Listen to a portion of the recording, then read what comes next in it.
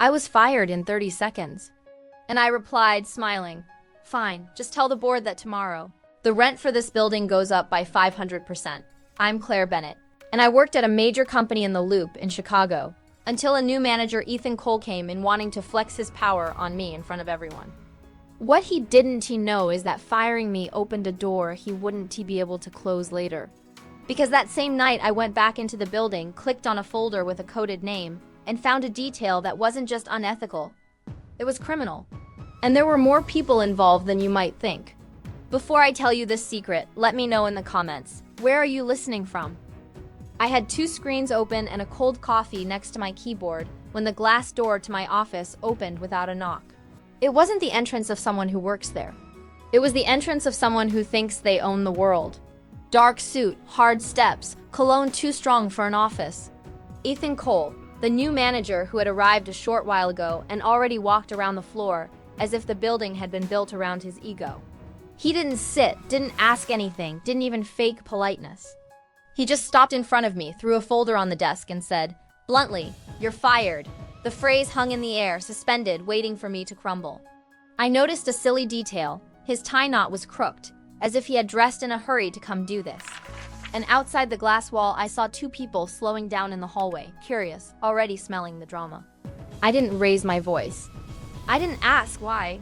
I just slid my chair back very slowly and rested my hands on the desk, as if measuring the distance between my calm and his arrogance. Ethan cracked a short smile. That smile of someone who thinks they are crushing someone important, he repeated. "Go to HR, today." And he made a gesture with his head. Like it's over. I picked up the folder, looked at the cover as if I were reading a random report, and put it back in the same spot. Then I touched my badge and took it off my neck with the same tranquility of someone ending a shift. The hallway got even quieter. Ethan leaned his body forward, waiting for my desperation. I replied with a small, almost polite smile, and spoke as simply as possible. "That's fine, Ethan." I saw his forehead relax, as if he had won. That was when I completed, without changing my tone, like someone giving a scheduling update. "Just tell the board that the rent for this building goes up 500% tomorrow." Ethan blinked, laughed once, thinking it was a bluff. But his laugh died quickly when he realized I was already packing my things, without rushing, without theater, and that I had said it as a fact, not a threat. He took a step closer to the desk, his voice rising for the first time. "What rent, Claire?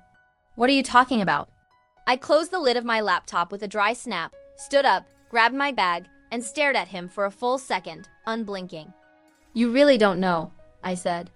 And I walked past him toward the door, leaving his question banging against the glass behind me. I had barely taken 3 steps down the hallway when I heard Ethan behind me, way too loud, making sure he had an audience. "She is terminated. No one gives her any information." 2 people pretended to check their phones just to avoid looking. An assistant from finance pressed herself against the wall as if I were contagious. Ethan walked beside me too close, like someone choosing to intimidate without touching. "Did you hear what I said? 10 minutes to clear up, or I call security." I adjusted my bag strap on my shoulder and kept walking because I learned early on that people like this feed on it when you stop. He signaled with his hand, and a security guard actually appeared at the end of the hall, walking toward us. Ethan pointed at me like I was a package with the wrong label. "Escort her to the exit," and then he dropped it, laughing for anyone who wanted to hear. "Some people confuse working here with having rights." I stopped. Not out of fear, out of calculation. I turned just my face slowly, and he looked satisfied, thinking he had finally broken me. I pulled my badge from my pocket, held it by the lanyard, and let it dangle in the air. "Do you want me to hand this to you or to HR?" The irony made his smile grow. "Hand it to me," he said, extending his hand like a tax collector. I brought the badge close and dropped it on the floor, right in front of his shoe. The plastic hit the carpet with a small snap, but the entire hallway heard it. Ethan dipped his head quickly, his jaw locked, and I saw the color rising in his neck. The guard stopped, unsure if he should continue. Ethan leaned down, snatched the badge, and squeezed it too hard, cracking the corner. "You think this is funny?" he asked. I answered in the same tone as before. "I think you don't know where you're re-stepping." He laughed again, only now it was a short laugh disguised anger. "Oh, really? And where am I stepping, Claire?" I pulled out my phone, unlocked it with my thumb, and opened an email I had never shown anyone inside that company. It wasn't a threat. It was a document. I turned the screen to him and said, "This here is the lease agreement. And this here is the rent adjustment notice." Ethan narrowed his eyes, trying to understand quickly without showing weakness. "You're bluffing," he blurted out. I tapped the screen with my finger. "Read the owner's name. Take your time." He read it. I saw his pupils adjust, as if focusing on a distant sign. He read it again. The hand holding my badge went rigid, frozen in the air.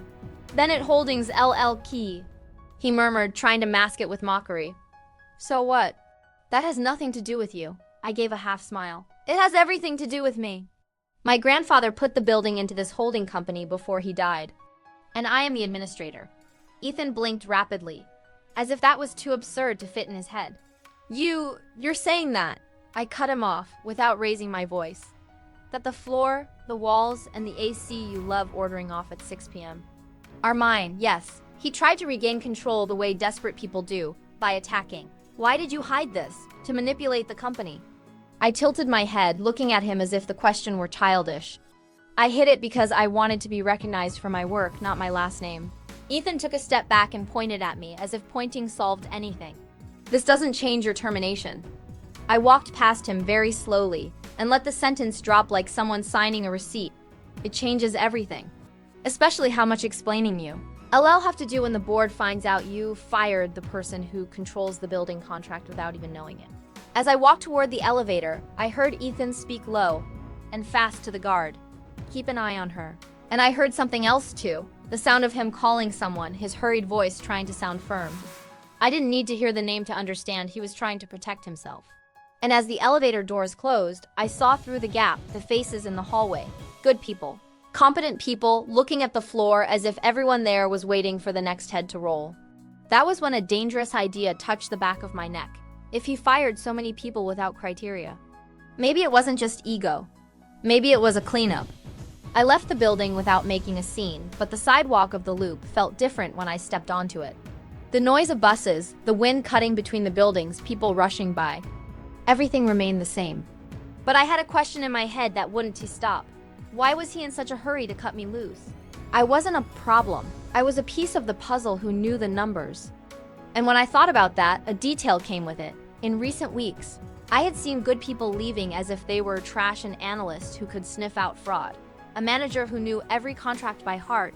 A guy from finance who was always asking to just confirm this payment here. I got into my car, closed the door, and didn't start the engine. I grabbed my phone, opened my contacts, and looked for a name I trusted without drama. Jordan Reyes. He was a lawyer, my friend from before I joined that company, and the kind of person who doesn't buy a prepackaged story. I called. When he answered, I didn't do a pretty intro. I just said, "Jordan, I was fired." Silence for half a second. Then he said, "What do you mean?" "You've been there for years."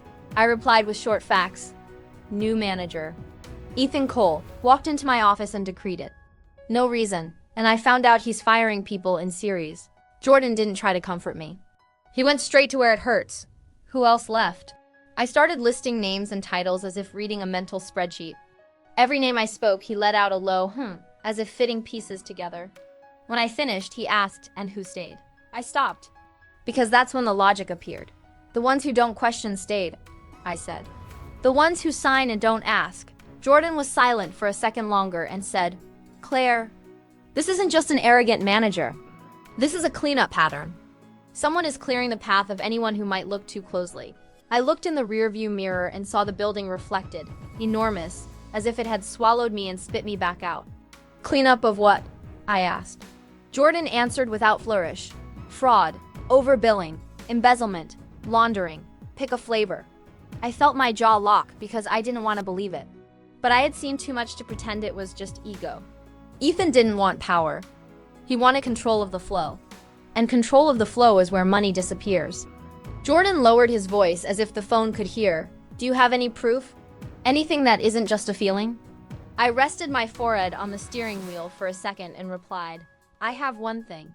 I have access to the building." He let out a short laugh, humorless. "You're thinking about going back in there." I didn't answer immediately because I had already decided before calling. "I'm not breaking in," I said. "I'm the landlord. I'm just going to enter." Jordan breathed heavily on the other end. "Claire, if there's a scheme, this could be dangerous. People like that don't like witnesses." I looked at the passenger seat where my bag was open. I saw the master key ring my grandfather gave me the day he transferred the holding to my name. The silver keys seemed like a piece of a life Ethan tried to throw in the trash. I picked up the keys and turned them in my fingers. "I'm not going to do this alone," I said. "But I'm also not going to pretend I didn't see it." Jordan got serious. "Then do it right. If you find anything, you don't confront anyone. You call me. And you collect everything as evidence, not as revenge." That was the moment my story changed direction. I wasn't the fired woman trying to save her pride anymore. I was someone who had seen a door open the wrong way and decided to look inside. I started the car, drove out of the parking lot, and as I drove without music, I realized my calm wasn't serenity anymore. It was focus, because I knew exactly where Ethan was making a mistake. He thought he had kicked me out of the company, when, in reality, he had given me the motive and the freedom to discover what he was hiding. I went back after 10. Late enough for most of the floor to be dark, early enough for there still to be a guard at the front desk feigning attention. I parked 2 blocks away and walked, hood low, steps firm, no running. The sidewalk was damp and the wind was cutting through the streets of the loop, making paper fly near the trash cans. When I reached the revolving door, I saw my reflection in the glass. It wasn't the fired employee. It was someone going to get a fact. At the front desk, the guard looked up and opened his mouth to stop me. I didn't argue. I just pulled a folded document from my pocket and showed it. "I am the property administrator," I said. "I need to access the floor for an inspection." He frowned, trying to measure if it was worth pushing back. I completed, without changing my tone. "If you want to confirm, call the number on the contract.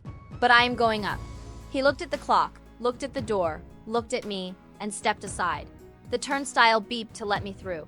I passed and smelled that familiar scent of AC and cleaning products that always tries to hide that people are overworked there. The elevator went up empty, mirrors on 3 sides, white light on the ceiling. I saw my own hand shaking slightly on the floor button and forced my fingers to relax. When the door opened, the hallway was mostly dark, lit only by emergency lights and the blue glow of a water cooler at the end. My steps sounded too loud on the carpet. I reached the door of my old department. I knew my badge wouldn't work, so I used the master key, the physical one that overrides the locks. The mechanism clicked and the door opened. Ethan could block a digital code, but he couldn't change the locks on the entire building in one afternoon. Or he was incompetent. Or he was too busy deleting something else. I went straight to the finance room. The door was locked, but the lock was one of those old ones, more intimidating than secure. I used the master key again, and the latch gave way. Inside, everything was too organized. Clear desks, monitors off, chairs aligned. I turned on a computer I knew, a common-use desktop, and waited for the screen to light up. The fan noise seemed loud in the silence. When it asked for a login, I tried the credentials of a generic user from the department, and it got in. I felt a practical chill on my neck. Someone wanted ease of access there. I navigated like someone looking for something they know exists. I didn't go through documents. I went through network folders, shared directories, the places where people hiding things like to dump files because no one looks there. I found a folder with a nonsensical name, AUR23. I clicked. Inside, another subfolder, Project Aurora. The name punched me in the gut because it was exactly the kind of codey name you use when you don't want to write fraud anywhere. When I opened it, PDFs of contracts, spreadsheets, and exported emails appeared. Neutral titles, aggressive values. I clicked on a spreadsheet, and the first thing that jumped out was a column of change orders growing like a staircase. I heard a creak in the hallway and froze. It wasn't in my head, it was real. I turned off the monitor button fast and stood still, listening. Footsteps? Nothing, just the distant sound of the elevator working on some floor. I turned it back on, because now I knew I was close. I opened an email with the subject line, Final Adjustment. The message had 6 lines, language too casual for serious money, and an attachment with an invoice. I didn't read it all yet. I just saw one sentence that was enough. Close it as agreed. 40% returns under the table. I took a picture of the screen with my phone, then exported the file to my personal email, and started copying everything I could to a flash drive I brought in my jacket pocket. Every click seemed to leave a trail. Every file transferred seemed to light an invisible lamp. That's when I heard it again, closer this time, the sound of a door opening somewhere on the floor. It wasn't an alarm. It was people. I closed the folder, minimized everything, and pulled the chair back to the exact spot, as if that detail could save me. My hand went to my bag looking for my phone, but I didn't call Jordan yet. I needed more. Because at that moment, I wasn't just suspicious anymore. I was inside the scheme. And I knew that if someone caught me there, I wouldn't be the curious ex-employee. I would become a threat. I didn't run. I did the opposite. I stayed motionless and used the silence as radar. The sound in the hallway stopped for a few seconds, as if whoever had entered was also listening. I slid the chair into the desk without dragging it, pulled my bag onto my lap, and unzipped it very slowly, just enough to shove the flash drive in without making noise. Then I forced the computer screen back to the desktop, opened a random file, an old manual, and left that in the foreground. If anyone came in, I wanted to look like a boring inspection, not a fraud hunt. When I realized no one was coming directly to that room, I went back to Project Aurora with more precision. I opened a cost spreadsheet and stopped looking as an employee. I looked as the building owner. And then the scheme began to reveal itself in a simple pattern. Small services billed as giant works. Hallway painting at the cost of a full renovation. Carpet replacement at the price of restructuring the entire floor. And always the same cycle. Inflated budget, quick approval, installment payments, unexpected change order. I clicked on a supplier tab and saw names repeating with letter variations, like someone trying to disguise it. 3 different companies with the same mailing address. I opened the registration and saw the same phone number. It was all the same hand. Then I found what I needed to stop guessing. A chain email, the kind no one deletes because they think it's buried. At the top, a maintenance manager asking, "Why is this amount so high?" The answer came from Ethan. Approve and proceed. It's a directive. Just below, another email. A guy with the same last name as a company shareholder. The brother-in-law. Formal signature. Language of someone who thinks they are untouchable. And in the middle of the conversation, the phrase I had seen before, now explicit and shameless. 40% agreed as always. It wasn't an error. It wasn't carelessness. It was a deal. I opened the invoices and started comparing number by number. I didn't have to be a genius. I just had to be patient. The same painting job appeared in 2 consecutive months, as if they had painted the same hallway twice and charged as if it were a new building. A purchase of materials with absurd values and quantities that wouldn't even fit in our warehouse. And when I crossed it with the layoff schedule, the pattern became even dirtier. Whoever questioned the payments disappeared from the company within a week. Cost cutting, they said, but it was witness cutting. I took photos, exported PDFs, copied spreadsheets. It wasn't just to get Ethan, it was to protect who came next. Because I knew that type of people. When the house of cards falls, they try to push the blame onto someone smaller, someone who signed out of fear, someone who had no choice. I noted the names of those who approved payments, but highlighted who ordered it. And Ethan's name appeared as a stamp on everything. Always him. Always the brother-in-law in the background, the invisible shareholder no one confronted. I felt my jaw harden in a way I hadn't felt in a long time, because now I wasn't dealing with ego. I was dealing with crime wearing a suit. The sound in the hallway returned real footsteps, now in a hurry. I turned off the monitor and stood up at the same time, leaving the chair exactly as it was. I grabbed my bag, walked to the door, and pressed my ear against it for half a second. Low voices, 2 people talking about getting it ready for tomorrow. I didn't risk leaving that way. I went through the side corridor, using the emergency lights as a guide, and went back to the service elevator. When the door closed, only then did I pull out my phone and call Jordan. He answered fast, as if he were already waiting. I didn't build suspense. I let the whole sentence out at once. I have emails, invoices, and spreadsheets.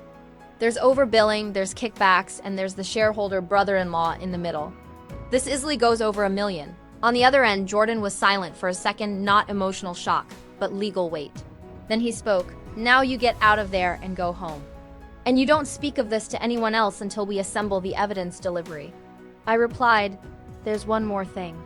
Someone inside is being forced to sign." Jordan asked, "Who?" I thought of HR. I thought of Megan Price's face when she saw the layoff list. I thought of how she always avoided looking into Ethan's eyes. And I said, "I'm going to talk to Megan because if she falls with him, Ethan uses her as a shield." The elevator door opened on the ground floor. I walked out into the lobby with the heavy bag of evidence and my head in a straight line. I didn't want revenge, I wanted a cleanup. But at that moment I already knew. Powerful people don't fall with documents alone. They fall when someone on the inside confirms it. And I was going to need to bring someone with me before Ethan realized I hadn't really left. I didn't text Megan. I went straight to where she couldn't pretend she didn't see me. In the middle of the morning, I sat in the back of a cafe across the street, the one with fogged glass and the noise of espresso machines going non-stop. I placed my phone face down, left a plain folder on the table, and ordered water, nothing that would draw attention. When Megan entered, she didn't search with her eyes. She searched with her body. She stopped at the door, gave a quick glance at the counter, then the tables, and only then came over. She sat down without taking off her coat, as if she were going to stand up at any second. Her hands were shaking slightly when she opened her bag and pulled out a manila envelope. "I shouldn't be here," she said. I didn't reply with calm down. I just pushed my phone closer to her and said, "You are being used as a shield, Megan. I need you to tell me the truth." She squeezed the strap of her bag until her knuckles turned white and let it out. "He's cleaning out the company." Megan slid the envelope toward me. Inside, there were copies of severance agreements and performance reports with the same repeated phrases like a stamp. "I was forced to sign," she said. He brought the list ready. If I questioned it, he closed the door and said I could disappear too. She didn't cry like in a soap opera. She just took short breaths and ran her finger over the corner of a page where her signature appeared. "And these reports, I didn't write them." He ordered me to alter the date, the reason, everything. To look legal. I placed my hand over the envelope, not to comfort, but to mark territory. "You're not going down alone," I said. "I have emails, invoices, spreadsheets. I have proof of overbilling and the kickbacks. But I need you confirming the method. Threats, forgery, targeted firing." Megan swallowed hard. "If he knows I talked?" I cut her off with a simple sentence. "He'll know when it's too late." I took my laptop out of my bag, opened it without rushing, and showed her a screenshot of the line 40% agreed. Megan recoiled in her chair as if it had a smell. "This is real," she murmured. I replied, "It is. And it's going straight to the CEO." I grabbed my phone, called Jordan on speaker, and said, "I'm with Megan. She confirms coercion and forgery." Jordan didn't make a speech. He just said, "Megan, keep everything. Don't sign anything else. And if they call you to talk privately, you ask for it in writing." I went back home, sat at the kitchen table, and wrote a short formal email to Diane Holloway. I attached the dossier, listed the crimes with dates, cited the legal risk, and requested an urgent meeting with legal counsel present. Before sending, I put Megan in blind carbon copy, BCC, and Jordan as a support contact. I clicked send and tossed the phone away as if it were going to explode. 10 minutes later, the reply came from the CEO's assistant. "Meeting today, 4 p.m., boardroom," and right below a line that tightened everything. "Manager Ethan Cole will be present." I arrived 15 minutes early and stood in the hallway of the boardroom looking at the closed door, hearing muffled voices inside. Megan was beside me, pale, fiddling with her own badge as if she were going to fold the plastic in half. I didn't say it's going to work. I just said, when they ask you, you answer only what you saw and what you signed. No embellishments. She nodded quickly, like someone holding on to her own courage with her teeth. When the door opened, the air inside seemed colder. Long table, aligned water bottles, large screen on the wall. Diane Holloway was at the head, expression clean, no smile. Next to her, legal and finance with open folders. And in the chair closest to the exit, Ethan Cole, impeccable suit, legs crossed, that look of someone who walked in thinking it was a hearing in his favor. He saw me and made a small gesture with his mouth, as if saying, "Look who's back." I sat down without responding. Diane was direct. "Claire, your email is serious. Do you have proof?" I pushed a flash drive and a printed folder across the center of the table. "I have documents, tracking, and correspondence." Ethan let out a short laugh. "This is retaliation. She was terminated and wants revenge." Diane didn't look at him. "Ethan, you will speak when I ask you to." His smile cracked at the corner. I put the first spreadsheet on the screen. Simple service, inflated cost, sequential add-ons. Finance started marking lines with a pen. I moved to the PDFs. Invoices from different companies, same address, same phone number. Legal asked for the equivalent employer identification numbers, EINs, and I showed the registration. Ethan straightened in his chair. "This is common outsourcing." I didn't argue. I opened the email. When the phrase 40% agreed appeared, the room went silent. It wasn't a mood. It was fact weighing down. Diane read the screen without blinking. Legal asked for the full email header, and I handed over the version exported with metadata. Ethan tried to take control by shouting, but froze because no one followed. That could be forged! He shot out. Diane raised her hand. Megan swallowed hard, opened her own folder, and placed the copies of termination papers and altered reports on the table. I was forced to sign, she said. He would call me into his office, close the door, and say I would be next if I questioned it. Ethan turned toward her, his face red. You're lying. Megan stared at him and dropped the sentence that killed a character. I have the versions before and after. And I have messages. Legal asked for her phone. She handed it over. Silence of reading. The company lawyer took a deep breath and spoke, without emotion. Coercion, internal document forgery, hiring fraud, and clear indications of kickback payments. This is criminal. Ethan stood up, pushing his chair back. You can't do this to me. Diane finally looked at him like someone ending a shift. I can and I will. She picked up a prepared paper, signed it in front of everyone, and pushed it toward him. Ethan Cole, you are terminated for cause. And if I were you, I'd hire a lawyer. He stood still for 2 seconds, trying to find someone to save him. No one moved. I didn't celebrate. I just closed my folder and stood up. Diane called me before I walked out. Claire, you will take over the reconstruction of compliance. And we are going to reevaluate all terminations. I nodded once. Megan let out her breath as if she had been holding it for weeks. Ethan left without looking back, slamming the door too hard, and for the first time since he joined the company, the noise didn't intimidate anyone. 3 months later, I walked across the lobby of the building with a new badge and a title I never asked for out of vanity, Manager of Compliance and Ethics. The lobby looked the same: marble, reception desk, rushing people, but the atmosphere was different. Doors didn't close anymore when someone asked a question. Meetings didn't have that silence of fear anymore. And most importantly, spreadsheets started having explanations, not just signatures. The final hole went over $1.5 million when legal finished cross-referencing contracts, add-ons, and ghost suppliers. The shareholder brother-in-law lost his shares in a heavy settlement and became a forbidden subject in emails. Ethan Cole simply evaporated from the market. There was no dramatic statement, no public note with violins in the background. There were lawsuits, there were audits, there were police where there needed to be. And there was a list of rehires that I made a point of signing personally. Competent people coming back one by one, without needing to apologize for having been victims. Megan returned to HR with a different kind of posture. She didn't become a heroine, she just stopped walking hunched over. One day, she stopped by my office and left a note on the desk. Thank you for not leaving me alone. I didn't reply with a long text. I just raised my hand and tapped the desk lightly, like, we're here. Because that was it. No show. No canned phrases. Just real protection. On a Friday late afternoon, I went alone to a cemetery on the north side of the city.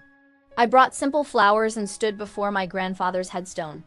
The cold wind pulled at the trees and made the leaves run across the ground. I knelt, wiped the dust from his name with my coat sleeve, and spoke softly, as if he could hear in the concrete. Now I understand. I stayed there a minute longer and completed. You didn't give me a building. You gave me leverage. And I used it the right way. When I got back to the car, I looked at the reflection in the mirror and didn't see the fired employee. I saw someone who learned to do justice without becoming like the enemy. Revenge would have been easy. Raise the rent, crush everyone, take advantage of the chaos. I chose something else. I chose to put light where they depended on shadow. And that is what remains of this story. Her justice was silent, but destructive. Sometimes you don't need to scream to win. You just need to gather evidence, protect those trapped in the system, and have the courage to hit send at the right time. Today, I still walk past that building's reception and remember Ethan thinking he had crushed me. But his victory was short-lived, because people running schemes live in a rush, and rushing leaves trails. I didn't use my power to destroy the company or to put on a show. I used it to expose what was being hidden and to protect those who were signing things out of fear. The result was simple: audits, lawsuits, competent people returning to work, and a financial hole that appeared in full when they stopped sweeping it under the rug. Ethan vanished from the market the way he deserved. No applause, no stage, no control. I earn my money the same way as before working. Only now I work in a place where asking a question doesn't to become a sentence. I would do it all again. And you? Would you have forgiven? If this story hooked you, leave a like, subscribe to the channel, and share it with someone who has been swallowed up by an abusive boss. And comment below, have you ever seen corruption at work? Or been fired out of nowhere?